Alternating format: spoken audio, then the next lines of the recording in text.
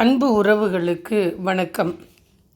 நேபாளம் மற்றும் சீனா எல்லையில் உள்ள மிக முக்கியமான ரசுவாகடி கிரேங் எல்லைப்பகுதியில் ஒரு பெரும் இயற்கை பேரிடர் ஏற்பட்டுள்ளது. நேபாளத்தின் போட்டோகோஷி மற்றும் திருசூலி ஆற்றுப் பகுதியில் ஆகஸ்ட் 26 அன்று ஏற்பட்ட திடீர் வெள்ளப்பெருக்கும் நிலச்சரிவும் ஒட்டுமொத்த பகுதியையும் உலுக்கியுள்ளது. இதற்கு முன்னால் நாங்கள் முண்டன் ஆஸ்ட்ராலஜி முண்டன் கணிப்பு பற்றி நிறைய காணொளிகள் பதிவிட்டுள்ளோம். அதில் ஒவ்வொரு எல்லையிலும் எந்த அளவுக்கு பாதிப்புகளை ஏற்படுத்தும் என்பதை ஏற்கனவே நாங்கள் கூறியுள்ளோம். திடீர் வெள்ளம் ஆகஸ்ட் 26 காலையில் திபெத் எல்லைப்பகுதியில் ஏற்பட்ட திடீர் பனிப்பாறை வீழ்ச்சி அல்லது நிலச்சரிவு காரணமாக போட்டோகோஷி ஆற்றில் பாய்ந்து வந்த ராட்சச வெள்ளம் கரையோர பகுதிகளை நொடி பொழுதில் அடித்துச் சென்றது. முக்கிய எல்லை பகுதியான சீனாவையும் நேபாளத்தையும் இணைக்கும் வணிக பாதையான ரசுவாகாடி சுங்கச்சாவடி முற்றிலும் வெள்ளத்தாலும் சேற்றினாலும் சேதமடைந்துள்ளது. எல்லை பாதுகாப்பு முகாம்கள், பாலங்கள், லாரிகள் மற்றும் பல நீர்மின் திட்டங்கள் இந்த வெள்ளத்தில் பெருமளவு பாதிக்கப்பட்டுள்ளது.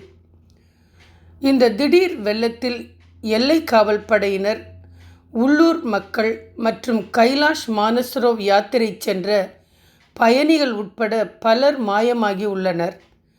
நேபாள இராணுவம் மற்றும் ஹெலிகாப்டர்கள் மூலம் தீவிர மீட்பு பணிகள் நடைபெற்று வருகின்றன. இதற்கு இடையில் 2ஆம் கட்ட எச்சரிக்கை மிகவும் ஆபத்தானது.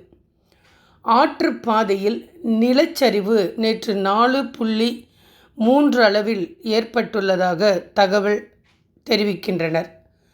ஆற்றுப்பாதையில் நிலச்சரிவு கழிவுகள் தடுத்து நிற்பதால் அந்த இயற்கை அணை உடையும் போது மீண்டும் ஒரு பெரிய வெள்ளப்பெருக்கு ஏற்பட அதிக வாய்ப்பு உள்ளதாக அதிகாரிகள் எச்சரித்துள்ளனர். ரசுவா, நுவாகோட், தாடிங் போன்ற ஆற்றோர மாவட்டங்களில் வசிக்கும் மக்கள் பாதுகாப்பான இடங்களுக்கு செல்லுமாறு அரசாங்கமே கேட்டுக்கொண்டுள்ளது. இயற்கையின் இந்த சீற்றத்தை நாம் என்னவென்று சொல்லுவது? இந்த ரசுவாகாடி பகுதி மிகவும் செங்குத்தான இமயமலை பள்ளத்தாக்கில் அமைந்துள்ளது. ஒரு புறம் சீனா திபெத், மறுபுறம் நேபாளம் நடுவில் மிக குறுகிய பாதையில் போட்டோகோஷி ஆறு பாய்ந்து வருகிறது. இமயமலையில் ஏற்படும் திடீர் மேக வெடிப்பு அல்லது பனிப்பாறை ஏரிகள் உடைவது இங்கு நொடி பொழுதில் பேரழிவை உண்டாக்கக்கூடிய இடங்கள். நேபாளத்திற்கு தேவையான ஆடைகள், மின்னணு பொருட்கள் மற்றும் கட்டுமானப் பொருட்கள் சீனாவிலிருந்து இந்த எல்லை வழியாகவே அதிக அளவில் இறக்குமதி செய்யப்படுகின்றன. மின்சார உற்பத்தி இந்த பாதையில் அமைந்திருக்கும் ரசுவாகாடி நீர்மின் திட்டம் கடுமையாக பாதிக்கப்பட்டுள்ளதால் நேபாளத்தின் மின் உற்பத்தியிலும் விநியோகத்திலும் பாதிப்புகள் ஏற்படும்.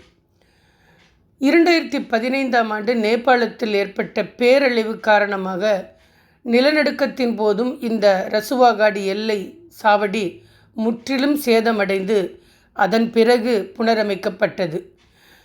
பல ஆண்டுகள் சிரமப்பட்டு சீனா மற்றும் நேபாள அரசுகள் இதை சீரமைத்தன.